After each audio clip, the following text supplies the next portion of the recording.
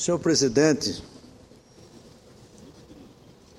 meu caro senador Mozarino Cavalcante, senhoras e senhores senadores, senhores ouvintes da Rádio Senado, senhores telespectadores da TV Senado, senhoras e senhores aqui presentes.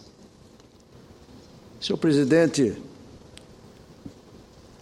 acabou de deixar a tribuna o eminente senador Assir Gulkás, do estado de Rondônia.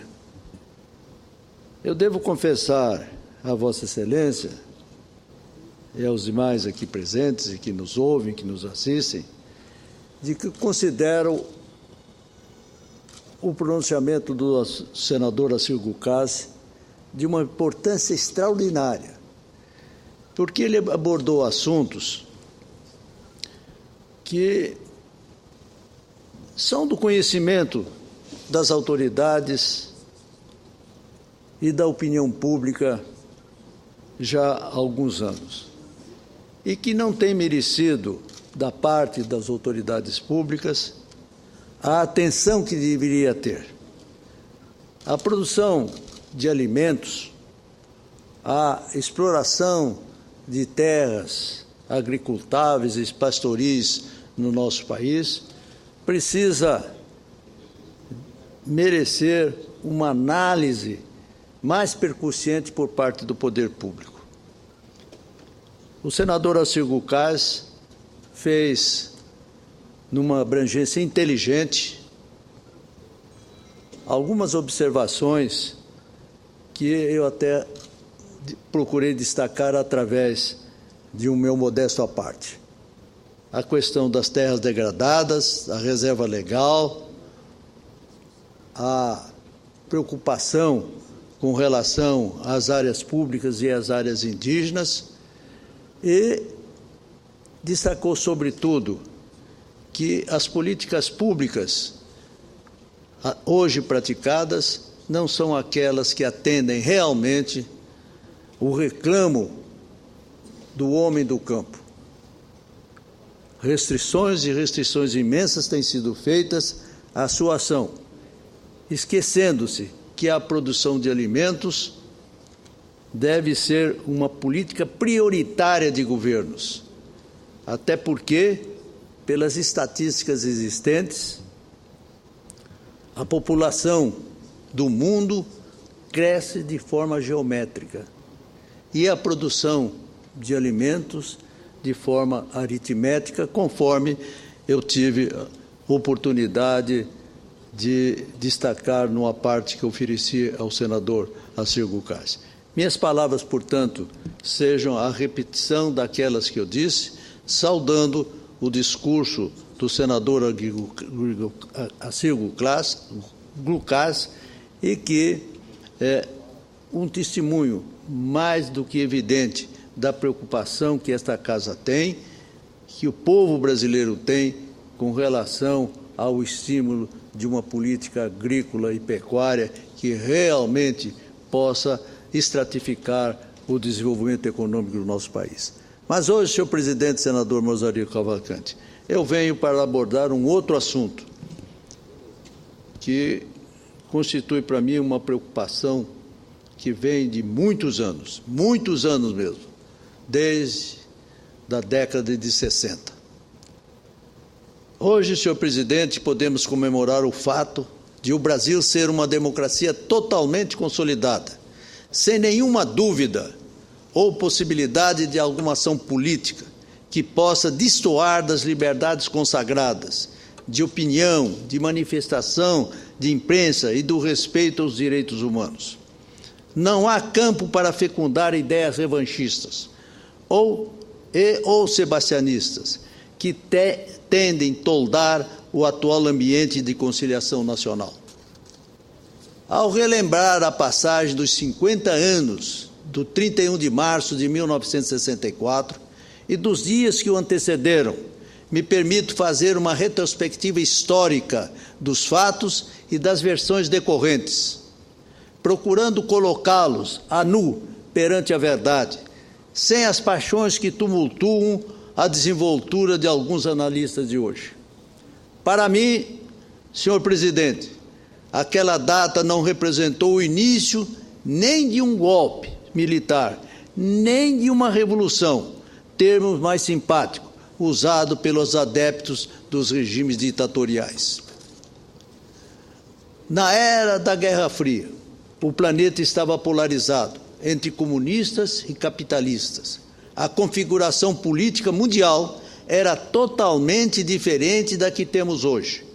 A América Latina, sob forte influência dos Estados Unidos, recebia ajuda não só à manutenção das regras democráticas, como para a implementação e sustentação que condenasse a bolchevização em alguns países. Aqui no Brasil, havia, na visão de uns, entre aspas, ameaça à propriedade privada e a possibilidade de uma guinada da esquerda, temor que foi atiçado pelo comício do presidente João Goulart na Central do Brasil, defendendo as reformas de base, os movimentos ostensivos visando a quebra da hierarquia militar, pilar sustentador da disciplina castrense. Mas um dos principais motivos que garantiu o apoio de grande parte da sociedade, da classe política e da imprensa à ação das Forças Armadas era a situação econômica ruim, a caricia e a efetiva ameaça de, esta sim, revolução síndico-comunista. Quando a economia está capenga, a mudança se torna até uma necessidade. Mas, ressalto, obedecidas às regras basilares esculpidas na Carta Magna. No entanto, a volta da inflação, a crescente violência, o desemprego, a carência de atendimento público nos setores básicos de saúde, educação, transporte urbano, entre outros, podem ser fatos concretos desta era, mas não justificam em nada o retorno aos anos de chumbo, ou como desejam setores mais retrógrados, embora finjam que não, de um sistema idêntico ao de Cuba, por exemplo. 1964, após meio século, ainda continua sendo espetáculo que anima discórdias. Sou um dos que, como milhões de brasileiros, estavam na plateia assistindo com natural aflição o embate entre os autores. Uns embasados nas ideias das reformas de base, que levariam a um abalo nas estruturas econômicas e sociais então vigentes. Outras, com teses díspares, a máxima delas na defesa da preservação da Carta Magna de 1946. O embate se acalorava, com as provocações de lado a lado, até que o presidente João Goulart, e quero dizer aqui que não era comunista, nem esquerdista, e sim um rico estancieiro nos Pampas e no Centro-Oeste, engolfou-se na lábia de seus assessores próximos e permitiu nítidas manifestações de estímulo à desordem, como o comício da Central do Brasil e a reunião com sargentos, ambos na Cidade Maravilhosa. O outro lado agitava-se por meio do movimento de defesa em defesa da família, com Deus e pela liberdade, posicionando-se em defender princípios inarredáveis da cultura nacional, em atos públicos de milhares de pessoas. Até aí, não havia presença ostensiva de ações militares. O 31 de março foi uma decisão civil, apoiada pela facção majoritária, ou de conveniência no seio das Forças Armadas. Não foi um golpe. Com arranhões, sim, a Constituição de 46 foi preservada em seus pilares fundamentais. Não foi uma revolução, porque as estruturas das instituições constitucionais foram mantidas. Golpe, sim, começou a acontecer com o ato institucional número 2. Primeiro, porque extinguiu os partidos políticos tradicionais. Segundo, porque cancelou as eleições diretas para a presidência da República. Aí veio o caos, os dias de chumbo que perduraram até 1980. Pálidos raios de sol iluminaram a perspectiva da volta da ordem democrática de direito, que deveria ser lenta, gradual e segura, como foi, embora com alguns tropeços no seu curso. Muitos detalhes do que ocorriam naqueles anos têm vindo à tona. A confissão do coronel reformado Paulo Manhães, a Comissão da Verdade, na semana passada, narrando como torturava, matava e dilacerava os corpos dos chamados subversivos, naquela época, sem nenhum remorso, chocou a todos. Nesta segunda-feira, a Folha de São Paulo divulgou pesquisa que afirma que a maior parte da população é a favor da anulação da lei da anistia. Criada em 1979, a lei anistiou todos os que haviam cometido crimes políticos entre 1961 e 1979. Crimes que não foram cometidos unilateralmente, como alguns propagam. Razões fratricidas e lado a lado as motivaram, e a nação delas conhecedora as reprova.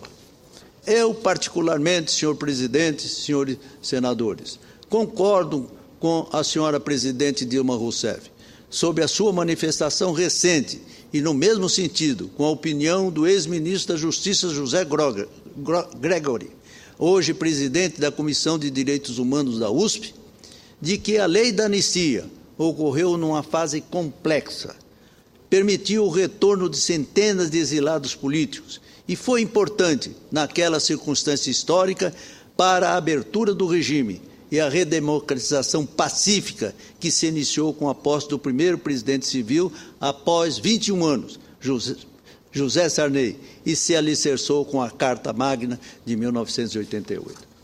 O fato é que completamos agora 30 anos de democracia consolidada.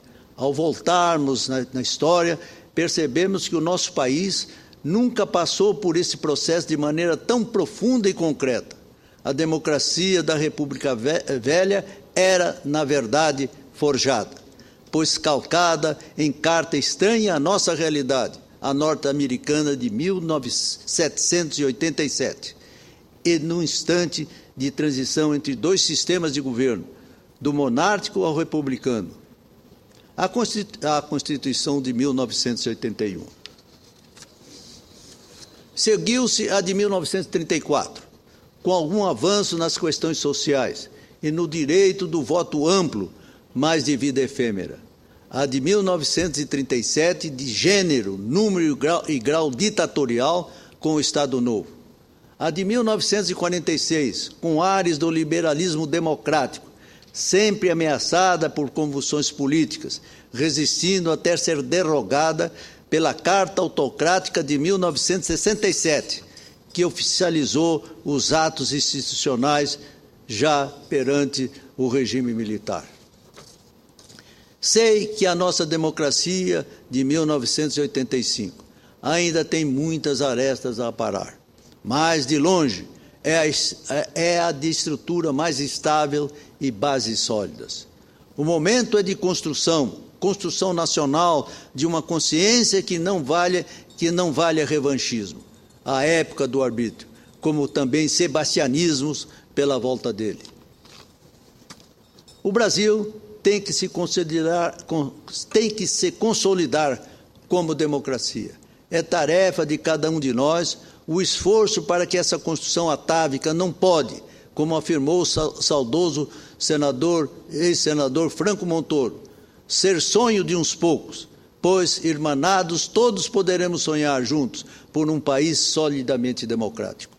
Winston Churchill, estadista como poucos que o mundo conheceu, afirmou certa vez, aspas, a democracia é o pior dos regimes políticos, mas ainda não surgiu um mais perfeito e melhor que ela. Creio que o Brasil assim pense. Senhor presidente, é o meu pronunciamento.